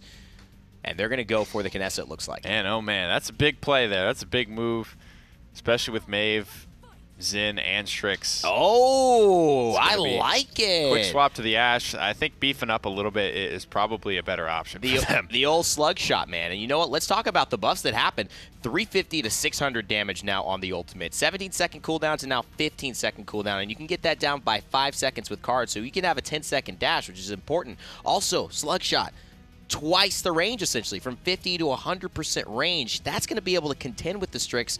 This is an interesting pick. I'm curious to see how this Sniper Ashe performs as Renegades look to close out the set against Splyce. We get to see some Ashe. We actually saw some Ashe in PGS earlier today, and now in PPL. Yeah, so I guess it's not completely new, but it's got also to completely it first, guys. Shame on you for waiting so long. But no, I agree with what they were saying at the desk. It's an interesting pick. I was admittedly kind of excited because I love watching Sniper v Sniper, but I like the way this fits because of what Evan was talking about at the tail end of that. That instead of a 50% increase on range, it's 100%. So she got twice the range of her normal shots. And honestly, you're standing on the point. That is exactly what you need to hit Strix. So the minute he shows his head, I expect Ashe, and especially since ClickU, who I believe I saw play a lot of it in Season 1, can make this work well. It can be a way to account for that distance and trying to get that reach, because with Ashe, there's not really an easy way to get to those vertical locations. So if you can at least reach up there, that can make up for that fact. And I really like his loadout for this map. I mean, Heavy Metal and Indomitable are just really good. You get health, you get your crowd control and slow reduction. But having Percussion 4 is honestly just I'm going to knock you into the drill at some point during this map if you give me the option. So I want to see ClickU is the one on the Ash. He's used that meat grinder before. Maybe we can see another tremendous moment of taking advantage of the map itself. But 15% for Renegades. Splyce with their frontliner having good old Inara actually rotating over, and there's going to be first blood. Shadow taking down Hero. Going to be able to get rid of him, but Vayne is just barely alive right now. Moonchopper going to go in, but not going to be able to find it. The healing is good. They don't have enough anti-heal. Finally, Loki going to be able to close that one up or clean that one up. And now with ClickU kind of moving out onto the point, I think his shots are going to be a lot more impactful, and you can see Splyce retreating. I like the way that Moonchopper was using the bleachers too. It seemed like just still great angles on everyone, but a nice place that he could actually back off and hide. And all the while, Renegades got that 48% and finally starting to get a bit more climbing onto it, because Splyce, they're kind of spread around the sideline. And I really like Moonchopper. Like, I mean, you had mentioned his positioning, but just where he's fighting right now and the way he's playing Buck is not the way he's been playing it the last couple maps. He's just sitting right here in the middle, poking his head out, getting that hit scan damage wherever he can, protecting himself if he needs to, but his focus is the point with his team. And Ricotta on the Strix just didn't really get the hits that he needed to go and make this point actually stop. So 99% to 100, and Renegades get the point. One hit away. Moonchopper, though, going to be able to turn that around and pick up a kill on Ricotta. Shadow is low. Might be able to make it out of that because of that billow. And now with Hero, the way he is standing and the way he's built, you can see Bowling Ball, Brave and Bold, everything to kind of keep him alive. He was rolling around in that Bowling Ball. I want to say been working as well as he wanted. He's taking some spills, but still a very solid kind of replacement whenever ClickU goes down. Yeah, when it mattered, when Ricotta was on the high ground trying to shoot him off of the objective, Hero was able to roll around like a bowling ball, keep himself protected, dodge, and then say, hey, well, you can't come down here to stop this. So and therefore, we get it. With the shots he has as well, like you can see, I mean, both Barrick and Ash at this point kind of kitted to take these long-range fights and actually doing it incredibly well with the way they're going around it. The turrets have been perfectly placed. The shielding has been very solid for them, and it's just everything that you need coming down from the two front lines to open up space. Look at the way that he's circling around, and Loki gets the double kill on the exact targets that Hero is keeping his eye on, but that's what you want to see from your team. Oh, you got it? Okay, I'm just going to go and focus on something else, which means, hey, maybe pushing the objective through. This is one of those moments where you, as a team, you know, your split stone is maybe your pocket. That's okay. You know, we're down, we lose one more map, we're out, so this is where we're going to take it. It used to be a map that if you pulled that out, kind of like a timber mill, if you were really good at it, you were, okay, we got this guaranteed win, we can tie this set up, no problem.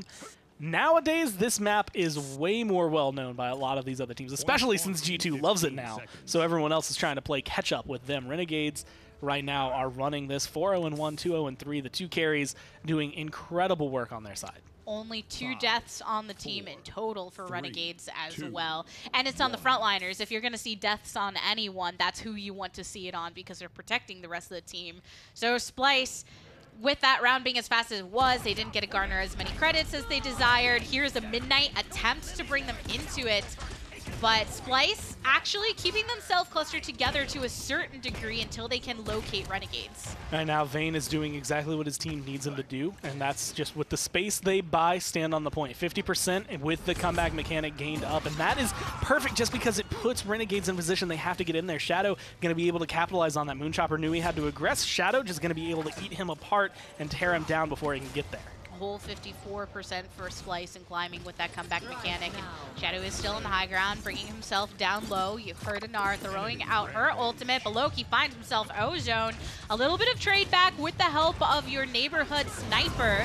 But here's a Dread serving directly onto the objective as well. Moonchopper rotates around, brings himself to the high ground, gets some nice shots into Aspect, looking for a couple more, realizes that's not going to be a quick cleanup, so instead he finds Vayne, because if you can't get one dead, at least you can get the other. Now right in the face of the enemy sniper, but Ozone is there to clean him. Unfortunately, there's a Maeve, and Maeve usually can get you a kill, maybe 2 if you play it properly. Ozone going to be able to find 2 for himself there. Shadow picks up another, and even with Hero standing there, that was 100% just buying time, trying to let the respawns, the movement come through, but Renegades just don't have anyone that would feel comfortable jumping down and trying to hold on to that. So with comeback mechanic and the way they played it, Splyce going to be able to take that point. And in the end, it all worked out for them. They got some early percentage, I think, that Renegades thought they were going to be able to bounce back from, especially when they got a couple consecutive kills. But as soon as they lost those exact players that were supposed to be doing that killing off, then Splyce said, oh, we just got a little more to go. Let's top it off. That's probably the thing that's most dangerous, not only about comeback mechanic, because they capture a lot faster. You look at 50%, and in your head you say, that's not going to be as big a deal. That was a great shot, by the way, from Ricotta. Another great shot following it up on the click Q, and now might be able to find even more. I love the way he's kind of aggressing on the Strix. It's a whole different game when Ricotta is hitting these shots on the Strix, and even recognizing the fact that when he can't find one target, making sure you immediately adjust your positioning. So Renegades are kind of just looking around to find out exactly where Ricotta's coming from, get some shots into Moonchopper, but he's got his own sense of sustain and actually punishes him for that misstep.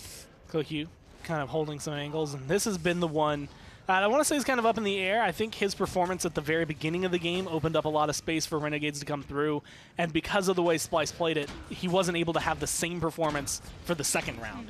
And so they get the point, they get a lot of control, and they kind of sneak around. But you can see this range is just ridiculous when you know how to aim with it. It takes a little bit of getting used to, I would say, from personal experience, but once you get it, it chunks people as long as you find the right angles. Yeah, you get a little nice poke here and there, and that, especially in conjunction with the rest of the team, can be very devastating.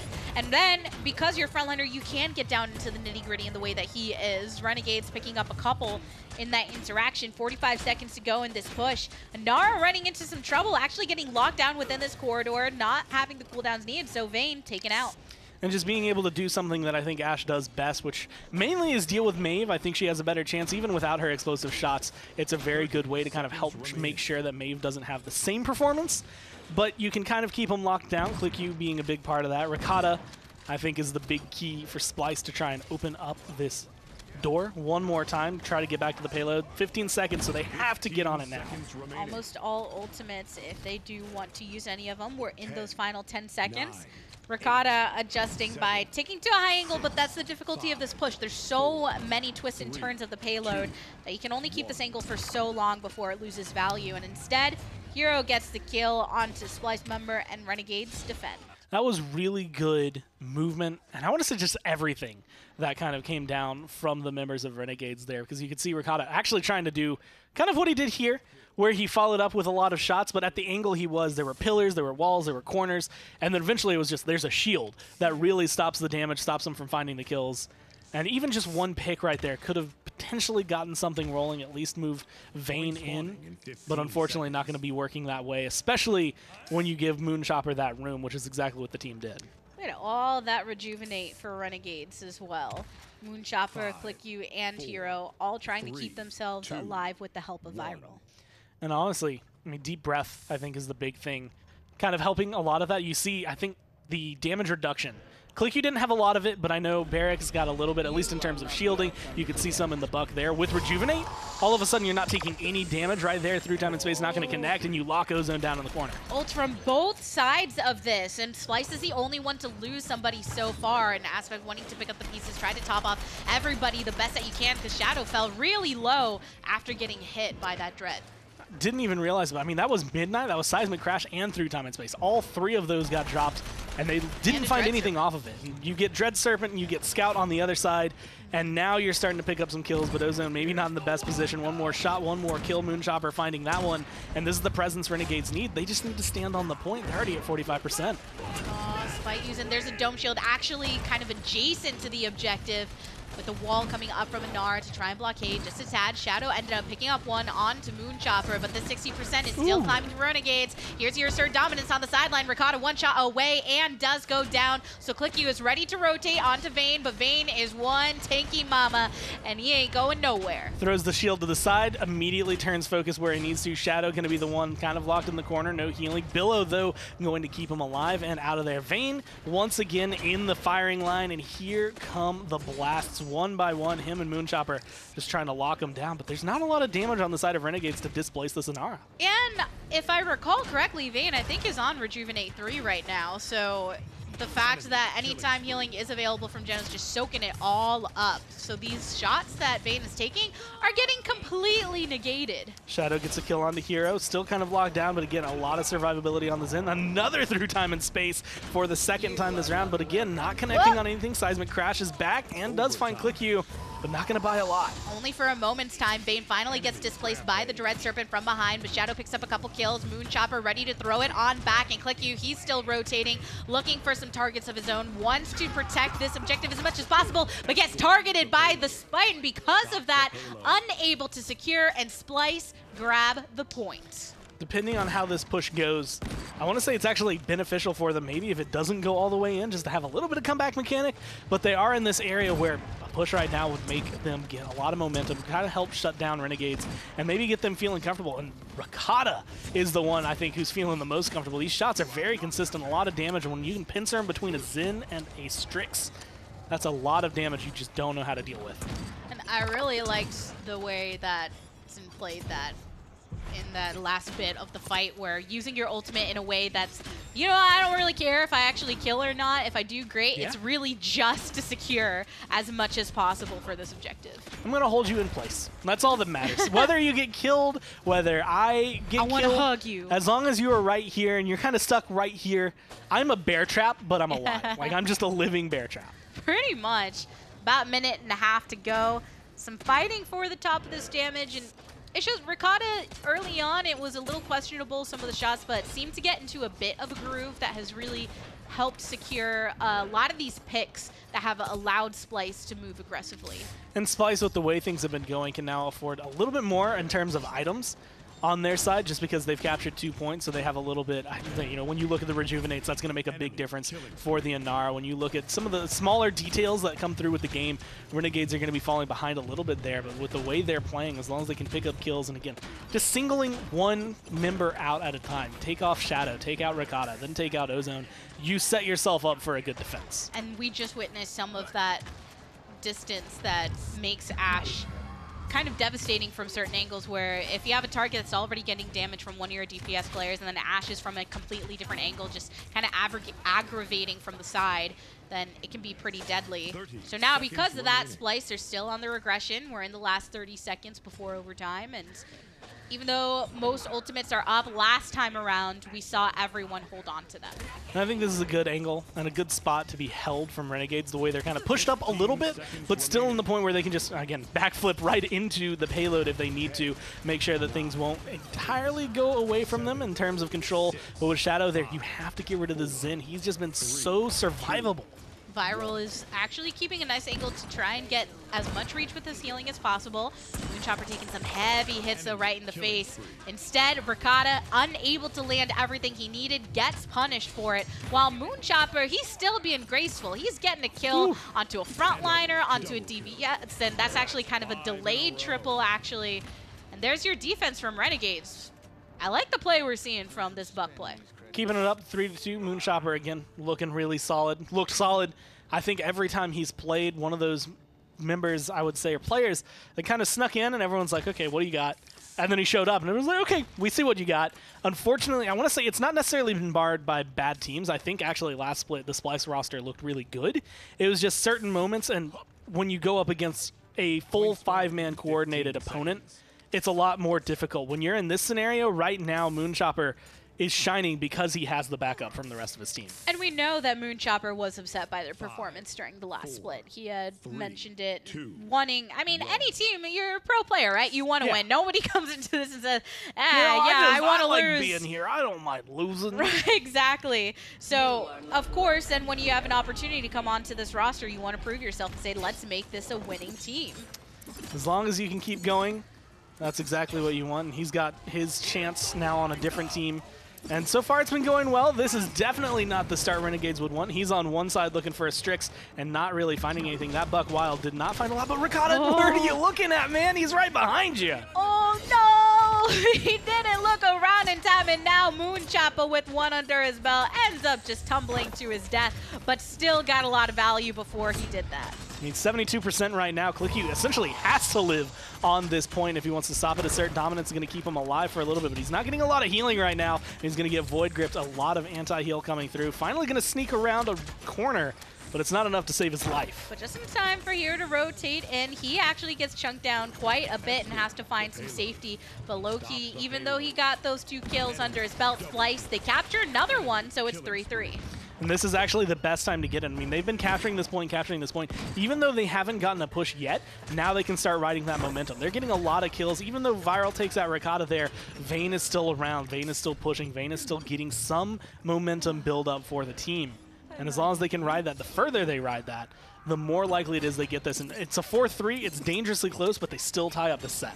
If Splyce win this, and if they win the set, how angry do you think Moonchopper, or frustrated I think is a better word, that he was just on this team and they couldn't get a win last time? Now it's like, I switch over Renegades, now Splyce coming together against us. On the other side, how happy do you think you would be on Splyce if you break the curse? Yeah. That would be Splyce in the PPL, just not being able to find wins. That is the dream right now, is to continue this route. You have 2 chances today, but it would be much better for your morale if you do it the first set you play. And that's where, even yesterday when we were watching the EU matches with teams that didn't do historically well, though that being said, Splyce right now picking up quite a few, and that's going to allow them to aggress through here. But yeah, as yesterday when we were talking about VP and Mouse Sports, it was kind of the same situation. Walking it right on in. I mean, They almost just like wa- it's nothing. I was waiting for like them to just come down in some kind of big fight or something, but then Splyce just, That they was got a- those kills. And okay, well, I guess they can't come back in time and everything, so here we are. A very anticlimactic ending, I would say, with the way things went. I mean, it was just, there was click you, there was a void grip, then the payload was in. Yeah, I got caught on just the kind of micro things that were happening, but this means the Splyce, they tie up the set. It's 2-2 so far. It's going to game 5. They're looking good. They have a lot of solid moments, and this is kind of the thing, is when you get glimpses of really good in between the bouts of like, okay, you're playing all right, but you need more moments of that great. That's where you see the consistency. I think that is G2, that is Envy. Splyce are working on that, and I think throughout this set even, it's just gotten better and better. So I think this next game is actually going to be really close. Yep, we have a game 5, everybody, so let's hear what Evan and Nick have to say. Well, yeah, we're going to a game 5. It's like every time we're starting a PPL new season, it's got to be a game 5 first set. It was yesterday, Mouse Sports VP, and now Renegade Splyce. Do it again. These guys go ham at each other. I gotta say though, Ricotta looked very, very crisp on the Strix. That guy is just he's just a hit scan player through and through. It was really impressive sniper play from him. But you know, there were things that went wrong for Renegades that were going right earlier on, and I think Moonchopper again with a great performance. But Ricotta, yeah, I mean, crisp, you expect that from him. But the other guy we talked about stepping up, Shadow, for me, was the bigger story on the Zen. He was the best slash line on the side of Splyce, and I think that he really helped give space for Ricotta to do his thing. That's what I'm saying. That's why I think I would like to see him on Brightmarsh goes in instead of Pip. I think lower execution threshold, especially with the Genos. And Splyce just feel to me, and Fnatic's the same way. So this is not a bad thing. It's not a shot at Splyce by any means. Some teams just You're taking shots at Splyce, right? they just the do better when they're split up. Healing, it's about dead even. These two supports have been going in all day long. But I think Splyce, the more they can spread the game out, the more they can get these I mean, they have these mechanically insane players. So if they could just get these fights, these skirmishes, these 1v1s, I think their guys just come out on top. And you know, when you do look at mechanical skill, it is hard to tell a difference between these teams because they've got that. But as far as drafting, definitely got to give the edge to Renegades through the course of this matchup. But now, looking at that game 4, you say the Ashe comes in. Yeah, there's a way that can work, but it doesn't show up too often.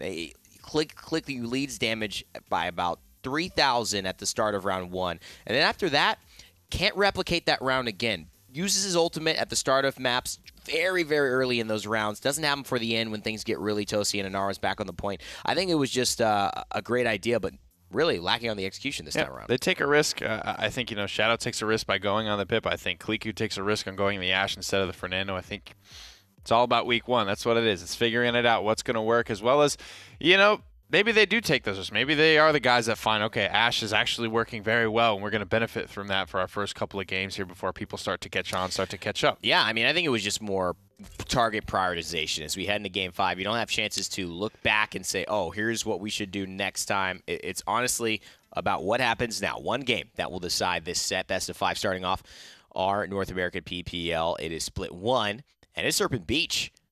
So how are we feeling about this one? I don't know. Still thinking about that Ashe. What I'm seeing, like those Dreaming about that Ashe. 360s, 370s. It doesn't feel like it's hitting hard enough later into the game. And unless you saw like one moment where Kliku was able to hit like Ozone like 8 times, but it's like those types of situations, it's like those grinding defeats, especially when she's not in the backline like that. I feel like it's an easily avoided death. To me, that was really where I looked at the Ashe that it didn't work. I thought it was too much focus on the Inara and the tanks. I would have loved to have seen 1, 2, 3 onto Ricotta, because then he's got to do something. Then he's got to move. You can't just sit there with a 2,000 health champion and take 3 shots for half your life and then say, well, 2 more are coming right after this. Where do I go? I think you can help get people off the back line. But here, it didn't really work. Curious idea. I like it. I like innovation. It just didn't end up succeeding for them in that one, so they'll have to face Splyce yet again with the Inara and Zen combo, this time hyper-prioritizing it. Renegades going for the Shaolin and the Buck to get Loki and Moonchopper comfortable. I like what I see from both teams thus far. And you saw what he was able to do with that game number 1. Shaw has been a very winning champion so far in this set. Very good for both squads. Inara's in, though, started to maybe pick up a little bit of steam. They get the Fernando as well. A very stout front line locked in early for Splyce. And a lot of Maeve respect. Ozone first picking that. That was the first time she was let in. She did get the win. Ozone flexing for his team. It's a real onus to a guy who is committed so hard to be here that he's taking that responsibility on by himself, and it is working. He played the Makoa, played the Maeve. Now they're banning both those champions in quick succession, and it's going to be Terminus Maldamba rounding out the triple DPS for Renegades. Splyce, what do you answer with? You've got 2 tanks. Leon taken away. It's an interesting conversation here between both of these supports, which one you want. They go with the Grover, so Splyce willing to play the Renegades game a bit, and frankly I think this is the right call. When you have the Genos, right, that would have been a great support for Renegades, but taking away the Maldamba does 2 things. It takes a little bit of the legs out of the Inara, as well as it speeds up your Terminus, hopefully making him a bit more effective. Grover here, haven't seen Splyce make this one work yet. We've seen it work wonders for the Renegades. So can they play against their own, or get a taste of their own medicine, so to speak? It'll be a game that's decided based on, I think, the first couple of points. If you can get this going early, you might just get enough momentum to finish it off. Splyce, Renegades, Game 5. Here we go. Let's send it to the casters and see who wins set 1.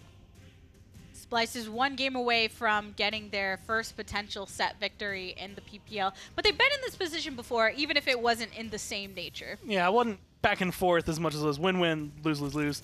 This is a better chance for them, I think, overall, because that was one of those moments where I want to say it's a little bit demoralizing, because you, after that first loss, then you go into a second loss, and it's like, well, now we're 2-2. This time you're coming into this last game on a win. You're coming into this set up not necessarily perfectly for victory, especially with the way the draft win is kind of up in the air, honestly, but you're in a good spot and you're feeling good about it. Aspect is going on this Grover this time, and we've seen it actually be pretty effective in the past, and I'm liking seeing Splyce bring this back. Kind of like the idea of Barkskin just being thrown in there, just a little bit of extra health. It's not going to do a lot. He's still under that 2,400 threshold, which is not going to be as huge in this game as it could be in other matchups, but it's just a little bit of extra, 1 more shot. And there's your first blood. Vayne takes down Loki, so we've seen Vayne on this Inara actually get pretty aggressive, even if it's just in a cleanup fashion in a lot of cases, but still kind of taking that approach of, hey, I'm Inara, I want to focus on the objective, already passing 60%, and Renegades are waiting for their opportunity to break through. I mean, for Renegades right now, it kind of feels like everyone else is in the trenches, they're in the fight. I don't know where Moonchopper was. He went incredibly deep. Now he's come back into it. He's going to be on the sideline, but it might be a little bit too late. Gets rid of Aspect with his 99% for Splyce. Yeah, this climbed so quickly that Renegades said, crap, we do have to get into the middle of this, and ended up having to sacrifice a couple lives for it. So here's a double kill from ClickU. Is he enough to try and tilt this back in their favor? In the end, he ends up getting killed. Viral going to come in, reset the overtime timer 1 more time. Terminus looking for it. You have to jump, you have to go fast. Gets it at the tail end. Hero's going to be here and does get a kill.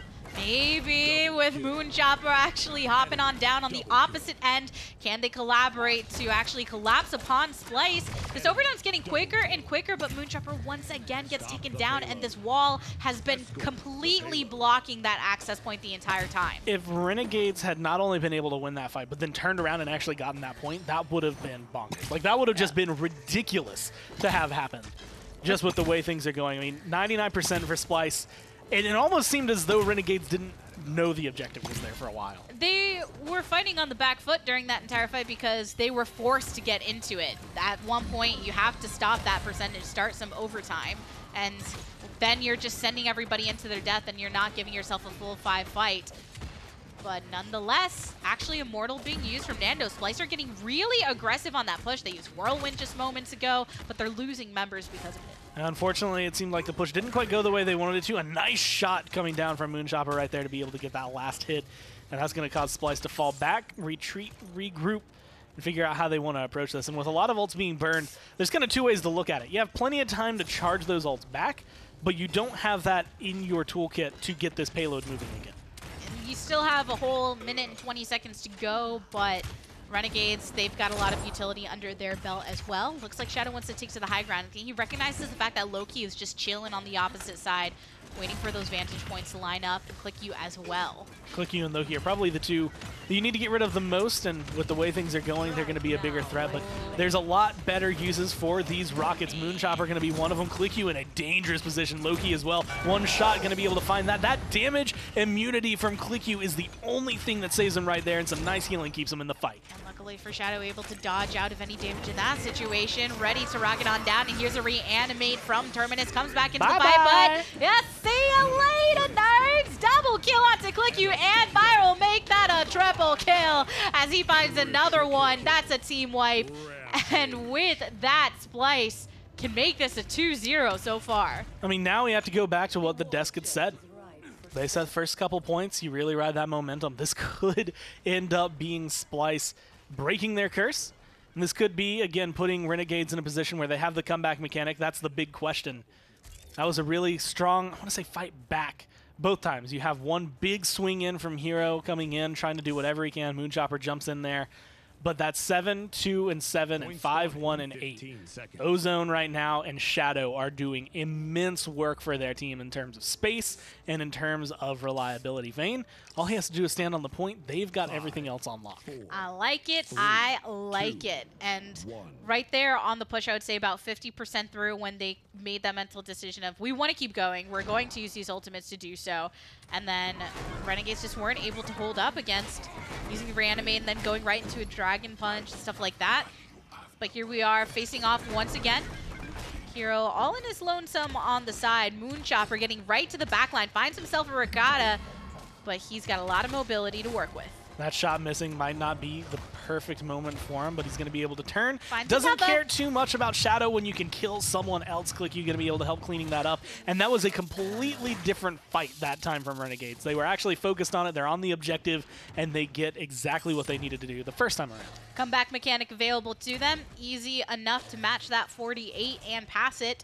But Splyce, they have a bit of time. They've regathered themselves. You see them actually clustered over here coming through this passageway. But Moonchopper, he is waiting for it. A Regatta coming his way. Spikes up to the high ground, but gets a shot in the face. Not really the follow-up you want when you use your Splyce to chase someone down. You come into that thinking you're going to get a kill, and then you just get met with a meaty headshot. Now Enlightenment coming through, looking for everything. The Whirlwind doing its job, but Vayne is down. There's only 2 members of Splyce around, and they're locked in the corner. Nando gets caught by that Dread Serpent, actually comes right into the middle of the fight. Splyce losing quite a few members of their own. 99% for Renegades. Overtime ticks on down, and they get the capture.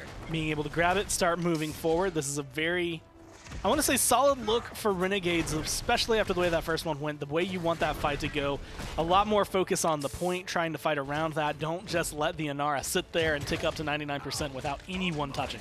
And here, Renegades also kind of following suit of what Splyce did in the first round. They want to keep with this momentum. There's no reason in letting up. And Moonchopper, we said it during the last game, and they said it on the desk. His buck's been looking good, but I think one of my favorite things about it is the way he's been positioning and not being afraid to go and find those in the back line that he wants to kill off. Yeah, after looking at the items, and honestly with the amount that they had, Hero is in this position. I kind of want him to die, buy items, match up the Inara, because Inara has Rejuvenate 3, and is running, I can't remember if it was Master Riding or the next item. Yeah, she has Master Riding. So he is at 1,500 credits. He could match that and go forward. Of course, he does want to ride this out as much as he can, but it's one of those areas that you're almost fighting at a deficit. This mid-round spending could be a lot for your team. Actually, nice swings coming out of Hero, though. He took down one frontliner, and he takes down another. Never mind, keep going. Yeah, just keep swinging away. And the big problem they've had with Vayne is with that Rejuvenate and everything during the last game we actually saw just really undefeatable in some scenarios, but Terminus was able to just hack right through the rocks, then turn immediately to Nando to do the same. has that reanimate if he needs to. A lot of damage coming down from ClickU, almost like it's nothing. Not going to be able to get the ult off in time there, and so Ricotta cleans them up. Now they're going to start falling back. They have a minute left. This is probably the perfect time. Don't use your reanimate. You go back, you spend. A couple of members here on the side of Renegades going to be able to spend that money, and then they can come back better equipped for the fight. Better healing, better damage, better caught, whatever you need. It's going to be the next level. Hey, you got a whole 37 seconds or so to get something actually rolling through, so I do like using, or actually choosing to hold on to some of those ultimates prior, last 30 seconds. ClickU's been great on this Leon as well, and Hero playing super aggressively, looking for another kill onto Vayne, just completely targeting time and time again. And now he's got that Rejuvenate 3. It's just going to make a big enough difference that he can get into this fight and he's going to stay alive a lot longer. With the Reanimate, this Terminus is just such a big threat because you don't know whether or not you want to kill him. Either way, you're putting yourself in a bad position. So he's going to be standing here, 5 seconds left, but this is definitely going into overtime as Hero is still standing and still swinging. Still a little bit of an uphill battle for that payload to move up the last steps, but it's still also just a beeline. And Hero and this Inara, Vayne, they keep facing off, but Vayne keeps falling to Hero. And because of that, in collaboration with the rest of the team, not having one of those heavy frontliners available, Renegades are able to push it. That looked like what Splyce did in the first round. Just turned around when it came down to it. It's like, okay, get the point. Maybe not as cleanly as Splyce was able to get it, but everything about that push was almost mirrored. So everything going into this, I want to say, is momentum-based. If you get this point, you could ride it into that 4-0. Both of these teams are at the point where this could be their win. It just depends on how this first fight goes. Heavy streaks for Renegades as well, so I think they're feeling pretty good about how things went during that last round. But I also like the mobility that a lot of these are working with, whether it's through loadout or help from collaboration of abilities. I don't know if I've ever seen Manifest Destiny being run. And that's going to be a different build. I mean, just your dash goes further now, is pretty much the long and short of it, but it's going to be 25 units. So you do something like that, where you can traverse this map in a ridiculous manner. It's impressive to see, but I'm kind of curious as to whether or not he's giving up too much for it. I mean, it helps that he's also able to move 40% faster during that grace because the rest of his he's zooming. So he's putting a lot. He's putting a lot on that mobility, and right now having to play a little bit of a wait as Whirlwind expires. There's a Dread Serpent activated too. ClickU's been keeping this angle the entire time, waiting for it to pay off, but Moonchopper is one to make that blood. I'm going to be able to get it rolling 18% now for Renegades, and this is where ClickU's going to start getting aggressive. Look at all the low health bars on the side of Splyce. One is 0, but the rest are 1 hit, 2 hits. Now Ozone in the unfortunate position that he went from 100 to 0, and they're going to be feeling that burn as they get pushed back. Renegades in a solid control of the point right now. And just this angle that ClickU is keeping here on the high ground, you see Loki rotating around, not directly on the objective, but in a way that he can keep eyes on all entryways. And Drogo's the only one with a little bit of reach, but deciding to actually back off, and Vayne's in some trouble, a couple shots away from death. I mean, at this point, you still have Enlightenment, you still have Reanimate. ClickU's in a great position, going to throw that out. Unfortunately, hits the shield, not going to be able to get a kill, not going to get the performance he wants, but it doesn't really matter. He trades his life for 3 as his team steps up. And if you're going to lose your life at any point on the push, this is the okay time to do it. You've got so much time to regather. Here's 2 minutes. Go ahead, spend some of that money you just got. You got 300 credits for capturing that. And come back in, and you can see, again, a big focus on the Rejuvenate. A little bit later, I would say overall, Vayne and Ozone got theirs a little bit faster online, but ClickU and Hero have that tier 3, Moonchoppers at the tier 1, just trying to keep themselves alive and rolling to make sure this point goes faster. Nice stun to actually finish that out. Great collaboration. Renegades losing a few. So with that, going to have to take a little bit of a pause on their payload pushing. Splyce still holding strong. That is such a good disengage, the way ClickU has his loadout built. It's just one of those things that you see Grace, I want to say more typically used for that aggressive nature. If I'm going to apply my COD, I'm going to apply these shots to everyone I can see. He has it really set up in this position that if he needs to get in, he gets in, but if he needs to get out, he is gone. Fortunately, in that position, his goal to get out was to die anyway, so I guess in the long run, it kind of worked out for him. I'm just gonna do this with my own style, die on my own time. So with that mobility clearly helping out and securing some of these shots. Under a minute left for the push. Hero, same path as prior, same target as prior, always going for the vein, always swinging away. And because of that, Splyce, they're just losing everyone. And just look at that healing. I mean, he was fighting from sub 1,000 and just staying alive through all of it. Still with the reanimate, still happy, and still locking him down. Yeah, look, anybody from Splyce, none of them could come over in time because, well, they got killed. Yeah. So there you have it. Do we sit back here with our cover, or do we take a couple steps forward and die before we can get there? Just not enough time for them to make that turn. But Splyce, once again, so close to getting their first something. They're the snakes. That was their map. Yeah. Right? Yeah, they should feel nice and cozy. But Renegades, you have to give it to them. They had obviously some faltering, dropping a couple games. But when they were put under that pressure, and I really liked what I was seeing from Hero, being that aggressive frontliner. Yeah, just the way they were able to kind of approach that again, seeing ClickU flex around a lot, I think that's been the versatility. Hero is someone that is, I want to say, underspoken with the way that he plays his frontline, so once he gets to shine like that, when you see ClickU, again, move to something that he gets to shine on, it just works well for the team. Well, what a way to start the NA PPL split with another best of 5 going the distance. So let's throw it to the desk.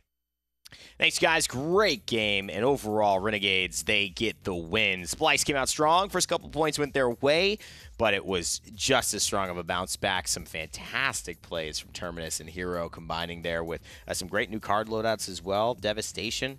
I haven't seen that run ever, and it worked.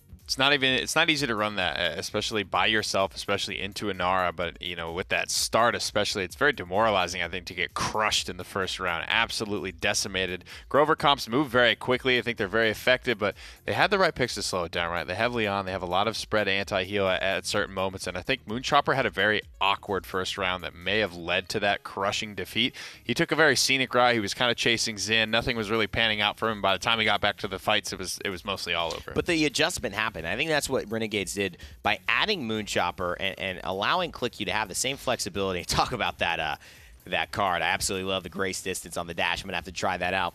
But, you know, the game sense that they've developed and added, the flexibility that now from a damage side, from a tank side, their lineup feels like they can play almost anything. Still questioning, you know, Moonchopper's Drogos, but I want to see more of it. I just think that his buck clearly is something that's comfort pick, worked great for Renegades all day, and ClickU being able to give you plays like this, I mean, what else can you ask for? Not to reopen old wounds, but back in the OB64 days, dude, Lambo, Leon, Timber Mill, this loadout could zoom. She could clear like half the map with one dash, man. That was a wild time. And ClickU maybe thinking there's a little something there. Maybe just a little happy with that. Splyce overall, great performance. I think this is a really shiny kind of startup for them. And look at this. That will always blow my mind. Almost within 1,000 as far as healing. That will always healing. blow my mind. Two wildly different characters that heal in wildly different ways. Stay within 1,000 of each other. A little more, but very, very close. That's crazy. You know, about 1,092 or something that is the difference between those two. Crazy stuff, but, you know, overall, great healers, great performance by Splyce. I think they come out strong. You can be proud to hang your hat on that first part. You don't get the win, and so how does that feel, though, Nick, going into this second doubleheader that they're going to have to face now versus SK? Keep your head down, because this is another matchup that I think you have potential to win, because they've made just as big roster changes as the Renegades have. All right, still a team that can be beat. Splyce, they don't win their first one. Renegades take their first W here in the PPL, but we've got SK and Splyce coming up right after this break. Don't go anywhere. We'll see you then.